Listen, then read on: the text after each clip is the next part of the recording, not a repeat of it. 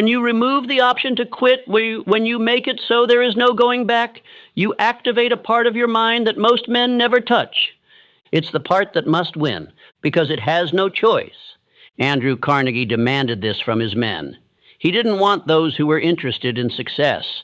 He wanted men with one obsession, men who burned the bridge to every other pursuit.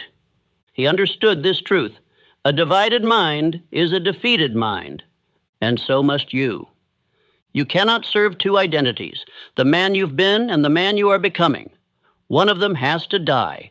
That means you must remove everything that gives the old you oxygen, every distraction, every excuse, every person who keeps you small. You say you want to rise? Good. Then it's time to remove the staircase back down.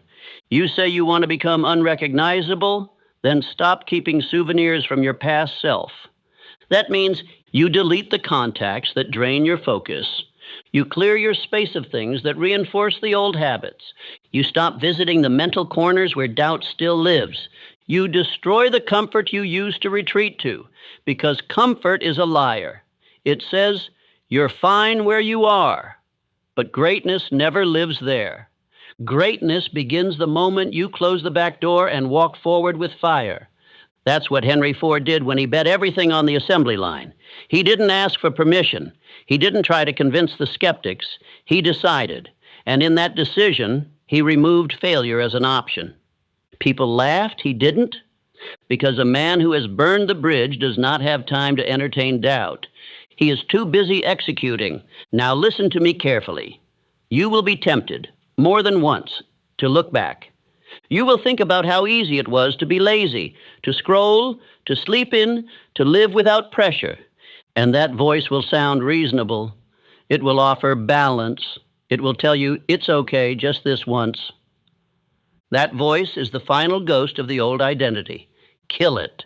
Do not entertain it. Do not respond to it. Do not explain yourself to it. Replace it. Every time it whispers, you speak louder. I said 90, not 9. I act from decision, not from feeling. I move because I chose this path, not because it's easy, but because it's mine. Do you understand what that does? It hardens your will. It trains your subconscious to believe that your word is law, that your actions are not suggestions, they are commands. This is where the edge is formed, because now you don't need emotion to move. You don't need motivation. You move because the bridge is gone. You move because the man you used to be has no shelter left. You move because the only direction is forward. Thomas Edison didn't hope for a breakthrough. He decided there would be one, and he worked like a man with no alternative. 10,000 failures, and not once did he consider going back. Why? Because he had no bridge to return to. You must adopt the same mindset. Burn the plan B, eliminate the what if. Live as if this is the only shot, because it is. The clock doesn't pause, the world doesn't wait, and neither should you. You have been dancing with discipline long enough. You've flirted with greatness long enough. Now is the time to marry the mission. Fully, finally, without hesitation. Because once the bridge is gone and the fire rises behind you, there is no turning back. Only forward, only execution, only evolution. Let that be the point of no return. Let that be the day everything changed. Let that be today. No man rises alone. No man becomes powerful by staying in isolation. While discipline is forged in solitude, acceleration is born in alignment. There is a force more powerful than willpower, more potent than skill or ambition. It is the power of the mastermind, and it begins with this truth. You become like the minds you consistently align with. Your thoughts are shaped by your circle. Your energy is influenced by your environment. Your identity is forged in the company you keep. You may believe you're strong enough to carry your mission alone, but look around. Truly look. Who do you share your time with? Who do you allow to shape your vision? Who do you speak to most? Because those voices are either building you or breaking you. The mastermind is not just a group. It is a mental alliance, a convergence of aligned minds moving with a shared intention to elevate, not distract, to build, not entertain, to sharpen, not soften. You must seek this or you must build it. That means find men who speak with clarity, who move with purpose, who understand what silence means, who don't need to be reminded of the mission because they live it. When you connect your mind to others moving with the same fire, something miraculous happens. You become faster, stronger, more focused. You multiply your energy. You collapse timelines. You begin to unlock ideas you never would have seen on your own because the mastermind brings perspective. This is not theory. This is the same strategy used by the greatest builders of history. Henry Ford did not build his empire in a vacuum. He surrounded himself with thinkers, engineers, and men of unshakable belief. They didn't always agree, but they aligned, they pushed, they challenged each other into higher forms of execution. Thomas Edison had a mental network of collaboration, not noise. Ideas passed between minds, each one sharpened through shared obsession. Andrew Carnegie, one of the wealthiest minds ever to live, attributed his fortune not to luck, not to capital, but to the power of the mastermind, to having one goal reinforced by many minds united in purpose. Charles M. Schwab, too, rose because he sought alignment with the highest vision and made it his daily environment. The mastermind does not happen by accident. It is created carefully, deliberately. But let's be clear, not everyone around you qualifies. A mastermind does not include people who speak with doubt, people who gossip, people who chase comfort, people who mock discipline, people who wait for permission to move. You must remove them from your mental atmosphere immediately, because a single weak mind in your circle can dilute the fire you're building. Protecting your energy is not arrogance, it is strategy. If a man does not feed your vision, he bleeds it. If he does not mirror your commitment, he distracts you from it. If he cannot see the future you are building, he has no place in its foundation. Let me give you a rule. If you wouldn't trade places with their life, don't take advice from their voice. You are not obligated to carry the weight of others' confusion. You are here to build something different, sharper, clearer, higher. So what do? You form your mastermind by choice. Start with one aligned mind, one voice that sharpens you, one man who speaks clarity over chaos, then another and another, until your circle becomes a system, a structure, a support so tight, so aligned that failure becomes difficult. Meet weekly, speak with purpose, share goals, hold each other to higher standards, eliminate the soft language. Maybe, someday, I'll try. Replace it with declarations, with accountability, with fire. And if you cannot find this circle yet, be it. Be the standard. Speak with authority. Move with conviction. Others will feel it, and they will rise to meet you or fall away. Do not chase approval. Do not try to convert those who are committed to drifting. Just build. Just move. Just live aligned, and those meant to walk with you will appear. This is not about community for the sake of comfort. It is about alignment for the sake of power. Because when a mind as sharp as yours joins with another of equal fire, the laws of success begin to bend. The path gets clearer, the results get faster, the noise gets quieter. This is the hidden power of the mastermind, the power to multiply your mission. So make your decision now. Who do I need to align with? Who do I need to release? And who do I need to become to attract the minds I want around me? Then begin. One aligned conversation can change your life. And one weak one can steal it. Choose wisely before the action, before the money, before the momentum, and there must be belief, because no man ever accomplished anything of greatness without first seeing it in his mind. You must believe long before the world gives you permission, long before the world applauds, long before the evidence shows up. That is the true test. Can you act as if it's already real while it's still invisible? This is what separates the few who rise from the many who quit. Understand this. Faith is not a luxury. It's not an optional mindset reserved for the optimistic. Faith is a requirement, the foundation, the beginning of all transformation. You may think you need clarity to begin. You don't. You may think you need resources, motivation, support. You don't.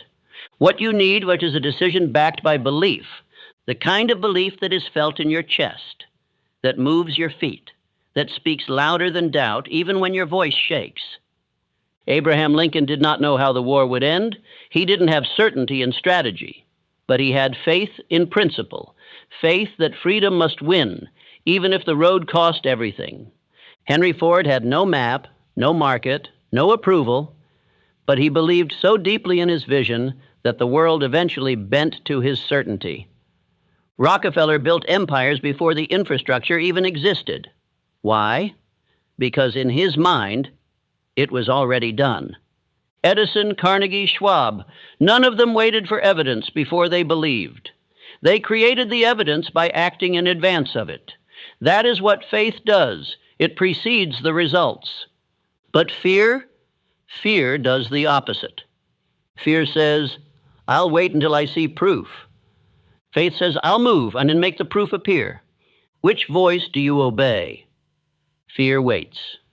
Fear scrolls. Fear calculates every risk and forgets every reward. Faith builds. Faith acts. Faith believes and moves anyway. And if you think this is just positive thinking, you misunderstand the laws that govern your mind. Your subconscious does not respond to what is true. It responds to what is repeated, what is felt, what is believed. If you repeat fear, your life becomes a pattern of protection. If you repeat belief, your life becomes a pattern of creation. That is why autosuggestion is so vital. Why you don't just hear the words, you speak them, you feel them, you emotionalize them into your subconscious until they become your identity. You don't just say, I believe. You say, I act with faith. I do not wait to feel ready. I know who I am becoming, and I move accordingly. This is how belief is installed. Every day you speak the vision. Every day you move like it's done. Every day you refuse to let fear direct your decisions. That's the part most men miss. They think belief is just mindset, but belief is also motion. If you want to believe, act like you believe, because action reinforces belief. Each time you follow through without evidence, each time you show up when it's hard, each time you keep your word in private, you build a new identity, an identity that says, I don't need proof. I am the proof. Let me give you a law. Belief precedes performance. You will never outperform the image you hold of yourself. So the question is not, can I do it? The question is, what am I rehearsing? What am I telling myself daily in silence? What identity am I speaking into existence or avoiding out of fear? Because the world doesn't respond to potential. It responds to certainty. Certainty in your voice, certainty in your movement, certainty in your presence. You cannot fake that. It must be forged. And you forge it through daily rehearsal, through repetition of belief in the absence of proof. Every morning, speak your vision. Every evening, reflect on your actions. Every hour, refuse to betray the man you said you're becoming, and watch what happens. The fear doesn't vanish, but your faith gets louder. The doubt doesn't disappear, but your decisions override it, until eventually your belief becomes undeniable. And so do you. This is not mysticism. This is not fantasy. This is the reality of how every empire begins, with an invisible vision, believed in so deeply, repeated so often, acted on so boldly, that the world has no choice but to see it too. So choose your belief now. Choose what you'll repeat, because you are always programming your mind. The only question is, with what? Let your faith become your foundation, and let your daily actions as prove it. If there is one trait that separates the builders of history from the men who remain in hesitation their entire lives, it is decisiveness. The ability to choose and never retreat. You do not drift your way into greatness. You decide your way there. One decision, repeated without apology, becomes the dividing line between those who make history and those who only watch it unfold. Let this be understood. Indecision is the breeding ground of fear. And the longer you wait to choose, the louder the doubt becomes. A man who delays decays. Every time you hesitate on your next step, you make room for second guessing, for outside opinion, for fear disguised as logic. And slowly, your energy leaks, your clarity fades, your conviction crumbles. And this is why a man must train himself to decide fast and change his mind slowly. That is the habit of the elite. Henry Ford was not a man who asked permission. He did not poll the crowd. When he made a decision, it was final, forged in fire.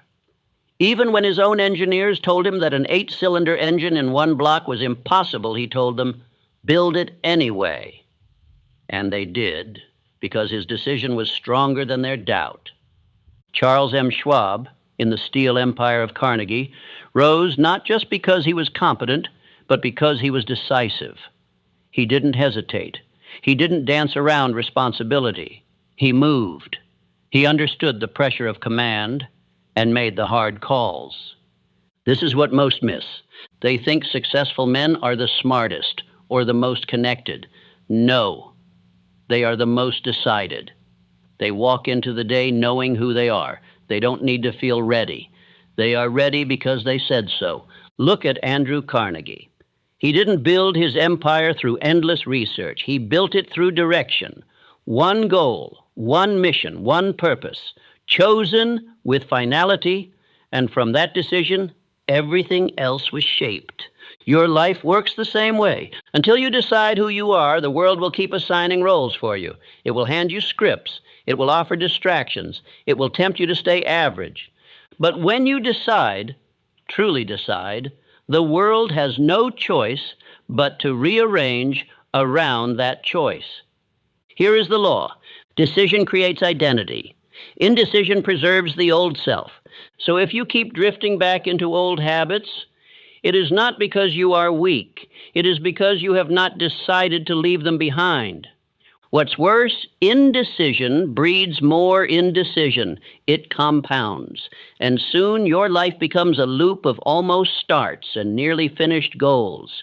But when you choose, when you burn the bridge, when you kill the backup plan, you create an energy that cannot be faked. That energy, the world responds to it. Your mind aligns to it. Your standards are born from it. Let me give you an instruction. Make one powerful decision today and refuse to revisit it. If it's fitness, decide. If it's business, decide. And if it's who you're becoming, decide now. And when the voice of doubt creeps in, when the temptation to adjust or wait or feel it out shows up, you don't listen, because the decision is already made.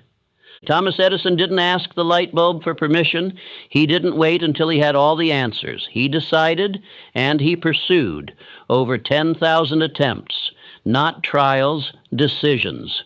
You need that same resolve, because each decision, thus backed by definiteness of purpose, builds your internal spine.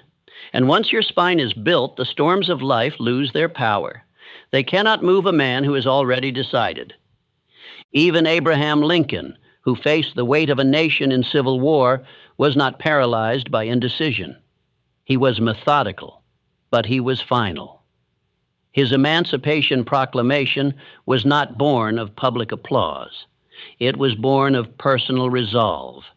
That kind of decision shapes the future. So ask yourself now, what decision have you been avoiding? What goal have you kept open so you don't have to commit? What mission have you left negotiable? Draw the line today. Say it out loud if you have to. I no longer delay. I no longer drift. I no longer entertain versions of me that hesitate. You say it. You write it. You live it. And from that one decision, all other actions flow. Because the truth is this. Most men are not waiting on opportunity. They are waiting on permission to decide. But I tell you now, no one is coming to give it. The greats didn't wait. They chose. So choose. With spine, with fire, with finality. And from that moment forward, you become unshakable.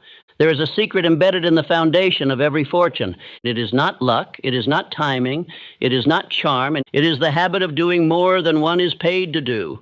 This law, the law of compensation, governs advancement like gravity governs motion. It does not discriminate. It does not miss. It simply returns to each man the value he contributes, multiplied over time. And here's the truth most will never understand. You are not paid for your time, and you are paid for your value. And value is determined by one thing: how far you're willing to go beyond what is expected. The average man performs at the level of his paycheck. But the exceptional man, he performs at the level of his potential.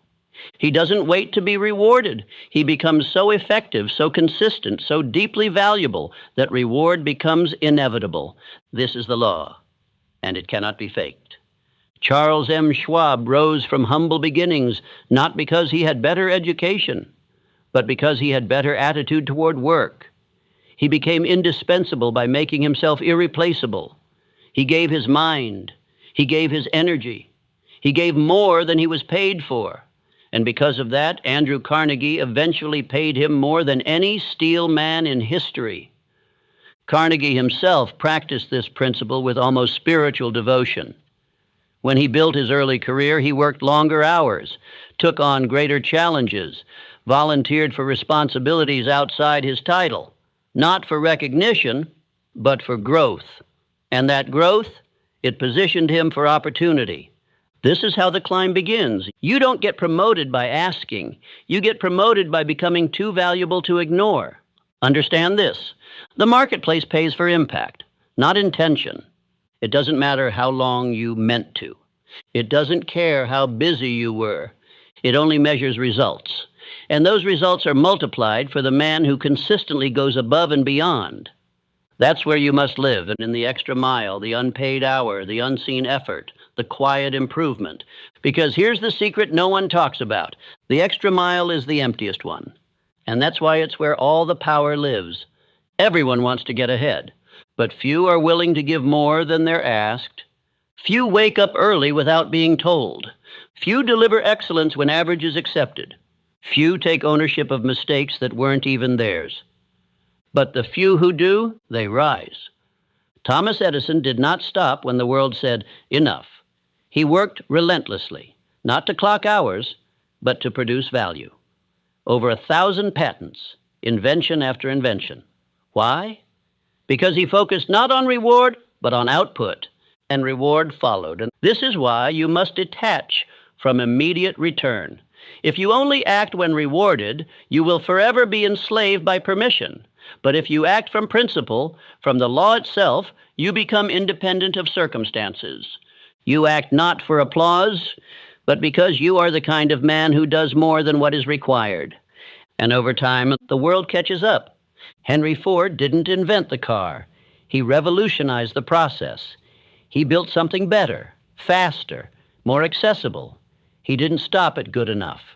He pushed boundaries. He over-delivered. And because of that, the market followed him. Success is not reserved for the lucky. It is earned by the man who outserves, outimproves, and outlasts. That is what you must install, not just in business, but in your home, in your discipline, in your mission. When you do more than expected, you become more than expected. You grow. You gain self-respect. You earn influence. And most importantly, you rise above the competition without needing to destroy anyone else. So here's your challenge. Where can you over-deliver today? What extra detail can you improve? What skill can you sharpen without being asked? What task can you complete better than expected? And once you answer, you do it, not once, but daily, until excellence becomes your habit and your name becomes associated with certainty. Because that's the highest currency, certainty of execution. The man who always delivers, even when no one's watching, becomes the man who is always called on when it matters. So if you want to advance, if you want to rise, if you want to build a reputation that makes opportunity chase you, not the other way around, then stop asking for more and start giving more, quietly, relentlessly, with no need for credit, because credit will come. Compensation will come. Recognition will come, but only if you build yourself into the kind of man who doesn't need it. Say this aloud. I do more than what I'm paid to do. I am not average. I move with excellence, even when no one is watching.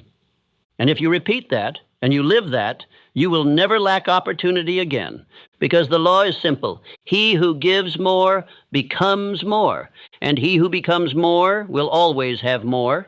You may have strength, you may have intelligence, you may have the most brilliant plan in the world, but if your presence repels others, if your energy repels trust, if your manner of speech pushes people away instead of drawing them near, then your power will never reach its full expression. Because the truth is this: no man rises alone, and the one who knows how to influence others with warmth, confidence, and clarity will always move faster and farther than the man who tries to force everything by brute strength. This is what we call a pleasing personality, not manipulation, not charm, but a cultivated energy, one that magnetizes others without begging for attention. It is the invisible factor behind the most successful men in history, the quality that opens doors, that earns loyalty, that multiplies influence. Let me tell you plainly, a pleasing personality is not a gift. It is a discipline. It is a product of self-awareness, emotional control, and intentional practice. Andrew Carnegie built one of the greatest fortunes in history, not because he was the loudest, but because he knew how to make others feel seen. He listened more than he spoke. He praised more than he criticized. He mastered the art of influence, not through domination, but through presence. And that presence made others want to work with him. It drew power toward him. Charles M. Schwab was famous for this. Though not a technical genius, he became president of U.S. Steel because of how he made people feel. He smiled often. He remembered names. He made others feel important. And through that, he got the best out of his team without ever raising his voice. Because power isn't just force. Power is the ability to move others willingly. You must understand this. A pleasing personality isn't about being fake. It's not about being soft. It's about refining yourself into someone whose presence communicates, this man is worth trusting. This man is worth following. And that doesn't mean becoming a performer. It means mastering these quiet disciplines. Tone of voice. Speak with conviction, not hesitation. Facial expression. A calm, confident presence speaks before you say a word. Genuine interest. People remember how you made them feel. Ask real questions. Listen deeply. Optimism. A pleasing personality does not dwell in negativity. It uplifts. It radiates certainty. The world is full of loud, bitter, argumentative men trying to prove themselves. But the man with a pleasing personality, he doesn't argue, he doesn't shout, he doesn't over-explain. He influences, he persuades. He builds bridges where others burn them. Thomas Edison worked with teams of brilliant minds. And though he was intensely driven, he understood the value of collaboration, of creating a magnetic environment that made others want to contribute. His laboratories weren't just centers of invention, they were environments charged with positive expectancy. That's what a pleasing personality creates. Movement without resistance. Now let's make it practical. If you want to be powerful, you must become likable. Not because you seek approval, but because you understand this law. People move faster for men they admire. When you speak with respect, others give you respect. When you walk with presence, others feel it before you speak. When you remove the need to prove, you gain the ability to persuade.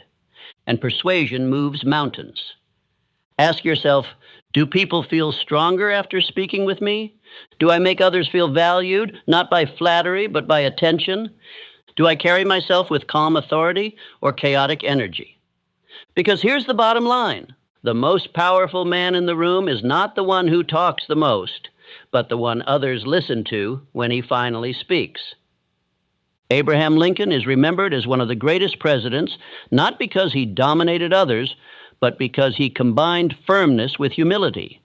He communicated with simplicity, with clarity, with presence. Even in the darkest times, he radiated a pleasing personality that gave the people confidence. Henry Ford, for all his brilliance, knew the importance of harmony. He didn't surround himself with yes men. but he valued those who could communicate ideas with calm, strength, and direction. He was not polished in speech, but he was consistent in presence, and consistency creates trust. That's the essence of a pleasing personality. You don't chase attention, you command it through character. So here's your challenge. Speak less, and when you do, speak with intention. Smile more, not as a mask, but as a message. I am in command of my energy. Move slowly, speak clearly, make others feel seen, and most of all, live your life in such a way that your presence makes others want to be better. Because that's the highest form of influence, the man who uplifts everyone around him without effort, simply by being who he is. Repeat this daily. My presence is calm, powerful, and persuasive. I make others feel seen, heard, and understood. I do not argue, I influence. And over time, that energy becomes magnetic. The world starts leaning toward you, not because you shouted, but because you built yourself into a man worth following. There is a law, one so powerful, so consistent, that those who live by it are destined to rise, and those who violate it are sentenced to mediocrity. It is not written in stone. It is not taught in schools. It is rarely mentioned in conversations about success. And yet, every successful man I've ever known obeyed this law like it was scripture.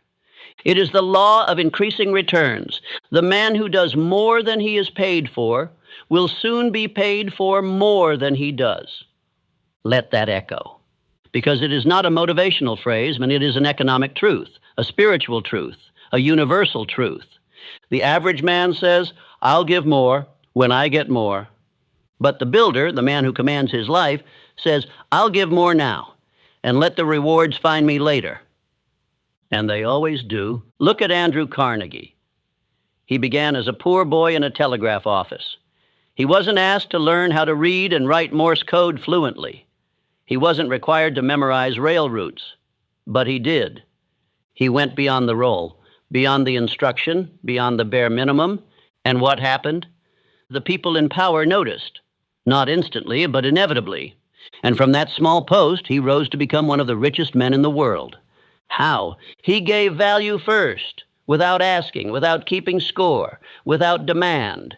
The man who goes the extra mile makes himself irreplaceable, because while others perform the duty, he delivers the result. While others ask, what am I owed? He asks, what else can I give? You must understand, life does not pay you based on the clock. It pays you based on value. Your time means nothing if it produces little. But your effort, your initiative, your refusal to cut corners or wait for reward, that makes you unstoppable. Thomas Edison knew this well. His work ethic was legendary. Thousands of failed experiments, sleepless nights, years of obsessive experimentation. He didn't demand guarantees. He gave everything. First, and only after results were produced, the world handed him its rewards. Now let me ask you, are you doing the minimum? Are you only rising when someone's watching? Are you only moving when it's convenient? Because the universe keeps score, not of your hours, but of your initiative. The world might not reward you immediately, but it will eventually, and far beyond what you expect, if you make this a habit. Start where you are. If you work a job, stop asking what your role is. Start asking what your standard is. If you're building a business, stop asking what clients will pay for. Start asking what would blow them away. If you're building a skill, don't just check the box. Stay longer, push deeper, stretch further. Because every time you exceed the expectation, every time you cross the invisible line of enough and keep going, you separate yourself from the pack. You become unforgettable. You become trusted. You become indispensable. Let me remind you, Charles M. Schwab wasn't promoted for doing his job. He was promoted because he multiplied value. He encouraged others. He pushed teams. He asked what else could be done. He went above. Not for attention, but because it was who he was. That's what you must become. The man who gives more than is asked, more than is expected, more than is required. And the key? Do it when no one sees it. Do it when no one claps. Do it until it's your identity, because that identity becomes a magnet for opportunity. Henry Ford built an empire not just because of what he knew, but because he demanded more from himself and from others. Faster production, smarter engineering, better value for the customer. He always asked, how can we give more? And as a result, he received more than any man in his field. But remember, it started small. Every great leap begins with invisible effort, so begin today. Ask yourself, where am I meeting the minimum? Where can I exceed the standard? Where can I act not like an employee, not like a worker, but like an owner? And once you find that answer, live it. You'll feel resistance. Others will mock you. They'll say you're working too hard, caring too much, doing too much for nothing. But the rewards of going the extra mile are never immediate. They are delayed, but multiplied. They come in the form of respect, of trust, of opportunity, of leadership, and eventually of wealth. Say this daily: I do not ask what I'm owed, I ask what I can give. I exceed expectations as a way of life. I am the man who goes the extra mile, because that's where greatness begins. And let those words take root, because the man who lives by them, he never stays at the bottom for long. Let me tell you something you already know, but may not have accepted. Watching this once is not enough. You cannot rewire your entire system in a single sitting. You cannot kill a decade of fear with one round of motivation. You cannot erase the old programming with inspiration alone, because your subconscious mind does not respond to one-time information. It responds to repetition. To imprint a new belief, you must burn it in again and again until it becomes more familiar than your doubts. So let this truth echo through your mind. Repetition is the language of the subconscious, and the strongest loop always wins. If your old loop is, I'm not good enough, it will dominate until a stronger one replaces it. If the dominant signal in your life is hesitation, that will become your identity.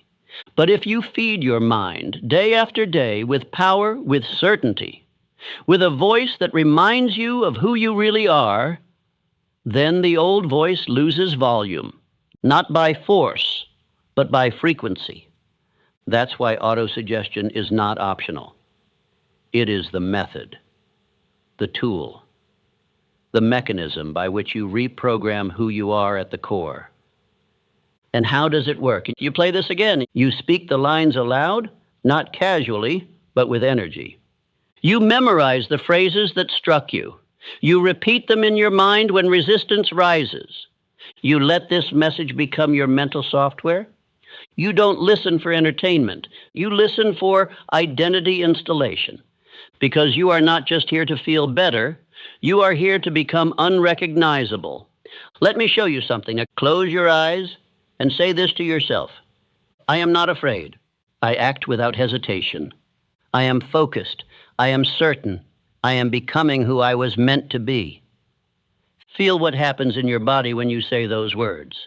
Do you feel it shift? That's not imagination. That's neural reinforcement. That's your identity being updated in real time.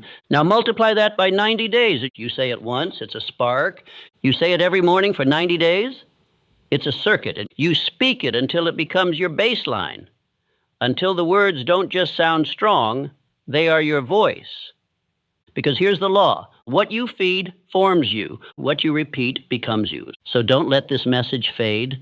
Don't treat it like a video. Treat it like a ritual. Build your morning around it. Make it part of your environment.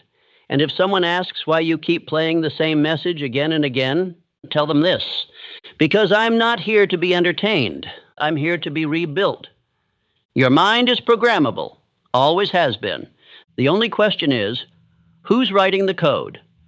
From this moment forward, you are. So play this again. Speak the words with fire. Walk into your day with certainty, because every time you repeat power, you weaken fear. And now, let's close this chapter the only way a man committed to transformation should. You've listened. You've absorbed truth after truth. Not theories, but tools. But now comes the most important part. You walk, not as the man who started this video, but as the man who has already become what he used to chase. You don't move like you're trying. You don't speak like you're hoping. You walk like it's done. That's the posture of a man with power, not because he knows everything, but because he knows himself. So from this moment forward, you move differently. You walk into the gym like the transformation already happened. You step into your work like the breakthrough already came. You make decisions like success is already unfolding behind the scenes, because guess what? It is.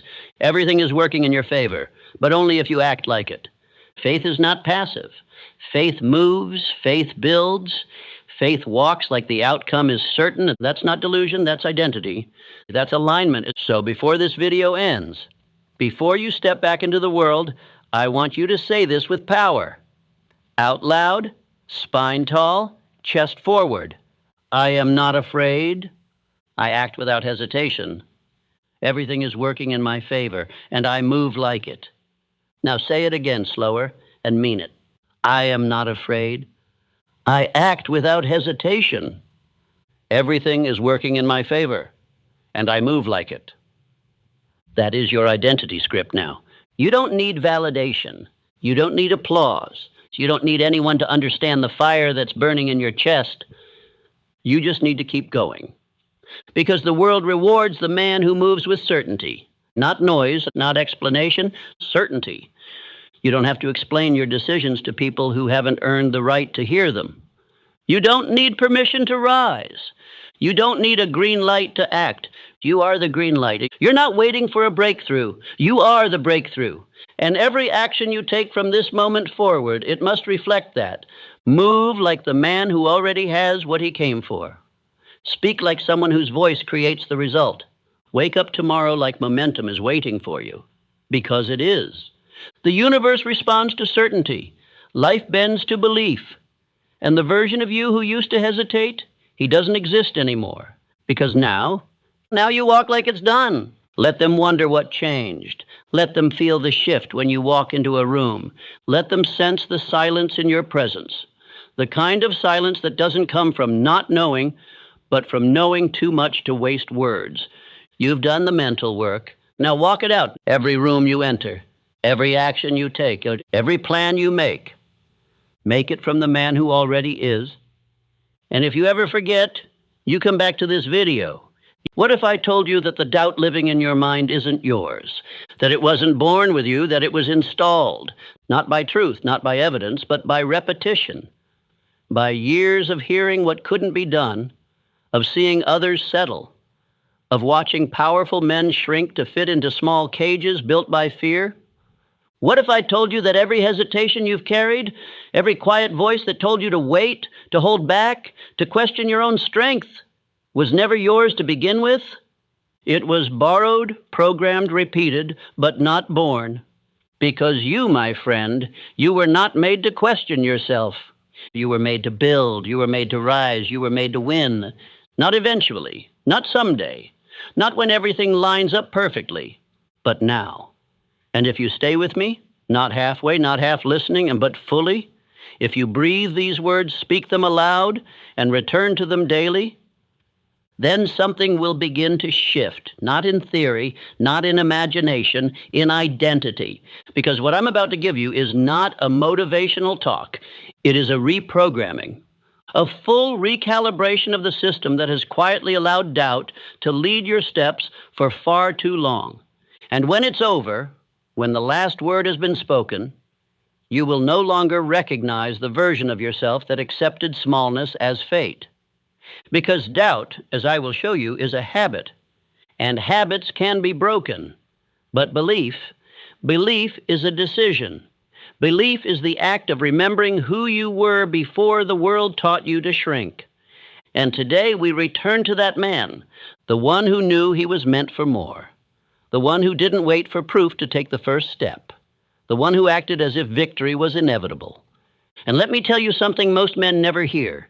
That man is still inside you, waiting, watching, wondering when you'll stop listening to the old voice and start moving like a builder again. So say it with me now. I was not made to doubt. I was made to win. Say it louder. I was not made to question. I was made to decide. Say it until your voice shakes off the dust of hesitation. I do not wait for courage. I move anyway. Because today, we are not here to play with belief. We are here to make it law. And once you've made a law of the mind, the body, the voice, the results, they follow. So stay with me from this first word to the last breath. And let's begin the process of burning doubt out of your identity for good. Let me be very clear. You were not born with doubt. No man is. Doubt is not a natural instinct. It is not hardwired into your soul. It is a condition, a disease of the environment, a mental parasite that grows only when fed. And the world, my friend, is full of feeders. You were born with curiosity, with hunger, with fire. No child comes into this world second-guessing himself. Look at any young boy. He does not wonder if he can walk. He tries. He does not ask if he has permission to explore. He moves. He falls and rises, screams and reaches, not because he's certain, but because he hasn't learned to fear yet. Doubt is not natural. It is taught. It is modeled. It is repeated. And by the time you are grown, you've been told, directly or indirectly, that your power is dangerous, that your fire must be tamed, that dreaming is for others, not for you. But here is the good news. If doubt was learned, belief can be built. And that building begins with remembering the truth of who you are before the world shaped you. It begins with one small act of rebellion, rejecting the idea that you must be hesitant just because others around you were. Let me show you how this worked in the lives of the men I studied. Henry Ford, for example, was not a man born into advantage. He had no prestigious schooling, no wealthy lineage, and yet he refused to learn doubt. When the world told him his vision for an affordable automobile was madness, he responded with action. His own engineers, men with greater education, told him it was impossible to build an 8-cylinder engine in a single block. And what did he say? Produce it anyway. Not once, not twice, but every time they returned with failure, Ford said the same words, produce it anyway. That's not genius. That's not luck. That's belief. A belief so firm, so final, that it didn't flinch in the face of impossibility. Ford had trained his mind to obey his vision, not his environment. He had unlearned doubt and replaced it with decision. And that decision became law, not just for him, but for the industry he led. Or consider Thomas Edison, who failed, not once, not 10 times, but over 10,000 times in pursuit of the electric light. 10,000 failures, 10,000 moments where doubt could have taken the throne. But Edison didn't entertain doubt because he had built something stronger, identity. He didn't say, maybe I can. He said, I am the man who will. And that identity became armor.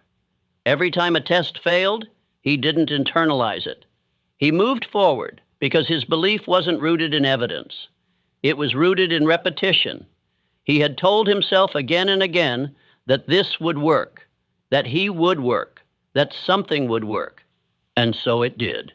Understand this. Belief is not a feeling. It's not something you stumble into. It's not something that floats down from the heavens when you meditate long enough. It is built the same way a bridge is built, the same way a habit is built, through consistent daily acts of decision and discipline. You choose belief even when you don't feel it. You repeat belief even when your old identity screams otherwise.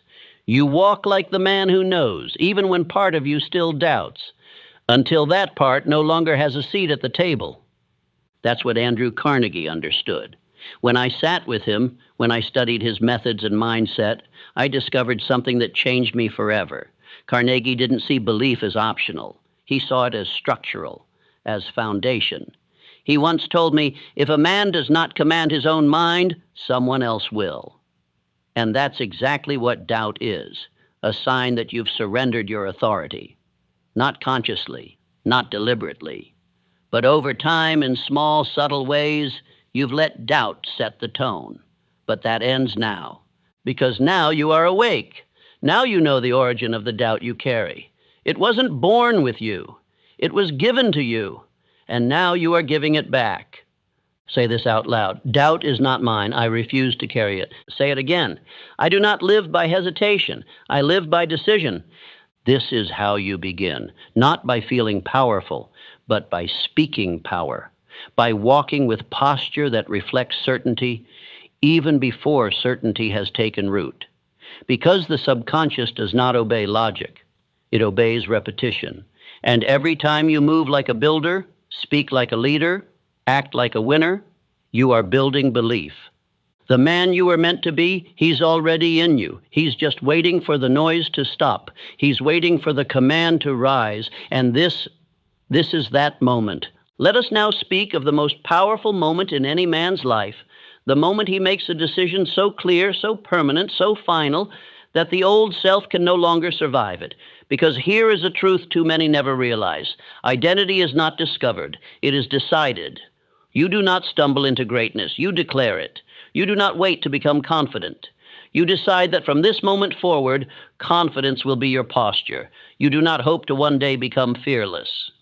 You decide to act even when afraid, and that very act rewrites the code of who you are.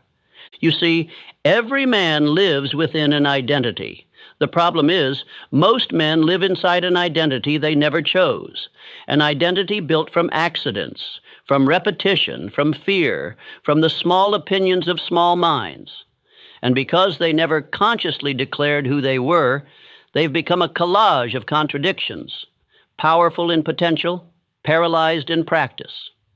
But the greats I studied, the men who carved their names into the history of achievement, they all did one thing first.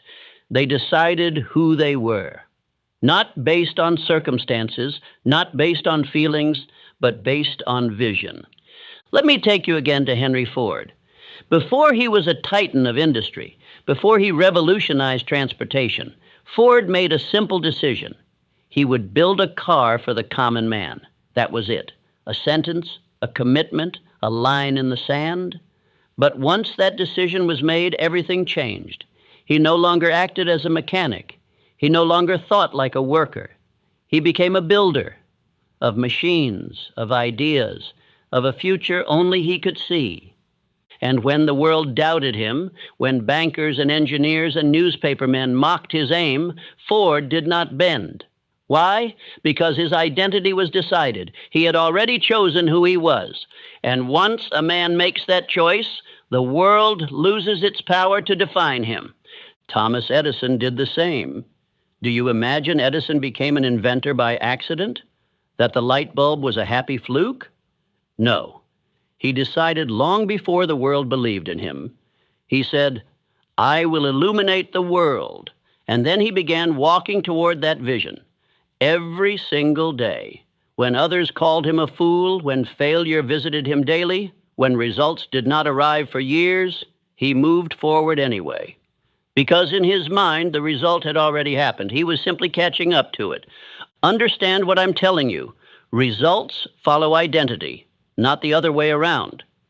If you believe that you must prove yourself before you can claim greatness, you've already lost. The men who rise are the men who decide to rise.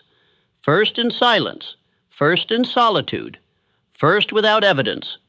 Even Abraham Lincoln, a man who walked through war and turmoil, was not led by public opinion. He was led by decision. He did not need everyone to agree before he acted. He had already determined the value of freedom, the weight of unity, the dignity of mankind.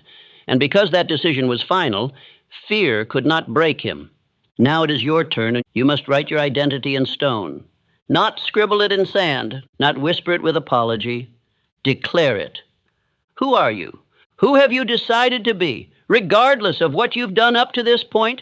Because until that decision is made, doubt will always have a voice.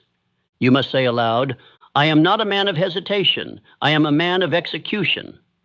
I do not drift between identities. I have chosen one, and I walk in it. And do not say it once. Say it until your subconscious hears it so often, so clearly, that it accepts it as law. That is how belief becomes identity. That is how decision becomes destiny. Let me offer you a ritual, the same one I saw in the lives of Carnegie, Schwab, Ford, Edison. Each morning before the world speaks, you speak. You declare who you are. You speak your identity aloud, not with hope, but with authority. You write it. You repeat it. You move in alignment with it, even when you don't yet feel like it. Because feeling will follow form. You must form the identity, and the emotion will rise to support it. Carnegie used to say, a man's habits are simply his beliefs in motion. And what are habits but repeated actions born from a chosen identity? The man who sees himself as a king does not move like a servant. The man who has decided to lead does not wait for consensus. The man who knows he is meant to win does not flirt with doubt. He moves, and with every step his identity deepens until he becomes a force. So I ask you now, what have you been waiting to decide? What version of yourself have you postponed? What identity are you pretending is not yours to claim? Let that end here. Today you decide. You write the new name. You declare the new frame. You burn the bridges to the old self and never look back. Let this be the line. From this moment forward, you do not doubt, you decide, and the world, it adjusts. There is a moment in every man's journey where the greatest progress comes not from a new step forward, but from cutting off the way back. You see, movement without commitment is not progress. It is dabbling. It is dipping a toe into destiny while keeping one foot anchored in doubt. But no empire was ever built by a man who kept a backup plan for mediocrity. No legacy was written by the one who kept the exit door open just in case it got hard. The men I studied, Carnegie, Edison, Ford, Lincoln, they all understood a simple, sobering truth. If you leave the bridge standing, fear will always tempt you to cross it. The phrase burn the boats has become cliché, but it was not cliché for those who lived it. Let me take you to a true story. Hernán Cortés, the Spanish conquistador, landed on the shores of Mexico in 1519 with a handful of men to face an empire that vastly outnumbered him. And what did he do upon arrival?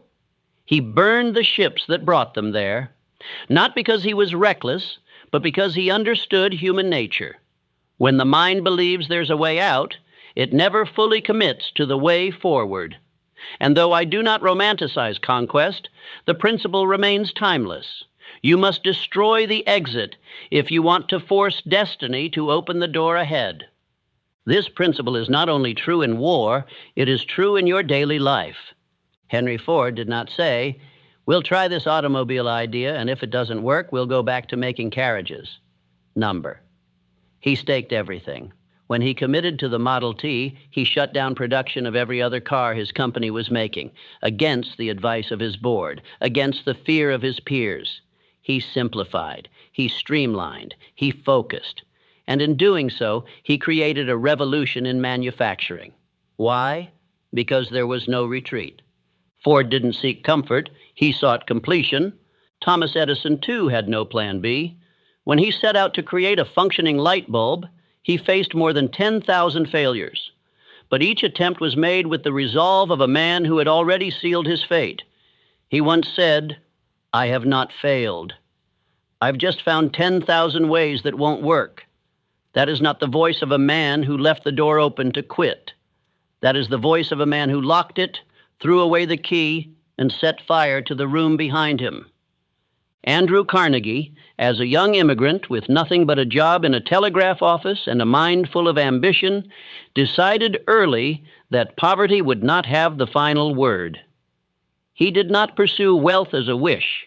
He pursued it as a necessity, not for greed, but for impact. He devoted himself to mastery of industry, management, communication. When he committed to steal, he committed with everything. He was not dabbling. And because of that, he rose. What is your retreat? Be honest. Is it the job you keep as a safety net even though it dulls your soul? Is it the voice you silence because you fear what others will say? Is it the plan you never start because you keep telling yourself you'll do it when the timing is better? These are not strategies. These are shelters for fear. And as long as they exist, you will never walk with full power. You cannot act like you were meant to win if your energy is split between building and retreating. You must commit fully. And you must prove that commitment by eliminating the exits. It's easy to say, I'm all in. It's another thing to remove every other option. That's what the greats did. Abraham Lincoln did not entertain compromise when it came to preserving the Union. He knew the risks. He knew the cost. He knew that war would scar the nation. But he also knew that preserving the soul of America required conviction without loopholes. And so with ink and blood, he wrote his stand into history. You must now do the same metaphorically and mentally. Burn the retreat. Let fear scream. Let doubt panic. Let the old self cry out in protest, but do not go back. Delete the maybe. Delete the someday. Delete the if this doesn't work, I'll... Those phrases are permission slips for failure. If you were meant to win, and I believe you were, then act like it by removing every option except victory. Even when it's slow, even when it's lonely, even when no one claps, especially then. Because once you make the decision and seal it with action, something shifts. Your mind stops negotiating, your energy stops scattering, your spirit sharpens, and the world starts to bend. Say it aloud. There is no retreat. I have made my decision, and the door behind me is gone. I move with finality. I act without escape. These words must not be spoken once. They must be repeated daily until your body forgets what it felt like to doubt. This is not about drama. It's about discipline. Burning the bridge is not loud. It's not showy. It's the quiet decision you make before dawn that today again you will not run. And if you hold that line long enough, something incredible happens. Fear stops talking because it knows you're not listening anymore. There is a voice in every man's mind that determines the quality of his life long before the world ever lays a finger on him. It is the voice that speaks when no one else is around, the one that whispers when the door closes, when the lights are off, when the results don't come, and when the crowd has gone quiet. That voice is not always kind, not always supportive, not always true, but it is always present. And if you do not train it, it will train you. It is a process called autosuggestion, the deliberate and repeated feeding of the subconscious mind with instructions so clear, so consistent, so emotionally charged that they become identity. The subconscious mind does not reason.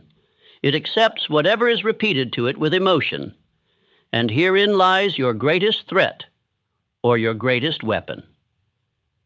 Let me show you what this means through real lives. When Henry Ford famously said, "Whether you think you can or think you can't, you're right," he wasn't trying to be clever. He was revealing how he built his empire. Ford didn't have the most knowledge. He didn't hold the most degrees. He didn't master every detail of his business. But he trained his inner voice to say one thing over and over: it will be done. And because he repeated that, his subconscious went to work making it reality. But here's the mistake most men make. They speak carelessly to themselves. They allow doubt, hesitation, worry, and worst of all, sarcasm to run on repeat. And they wonder why their progress always stalls. The subconscious mind doesn't understand humor when you joke about being lazy or failing or being stuck. It hears those thoughts as instructions. It installs them. It obeys them. And soon you do too.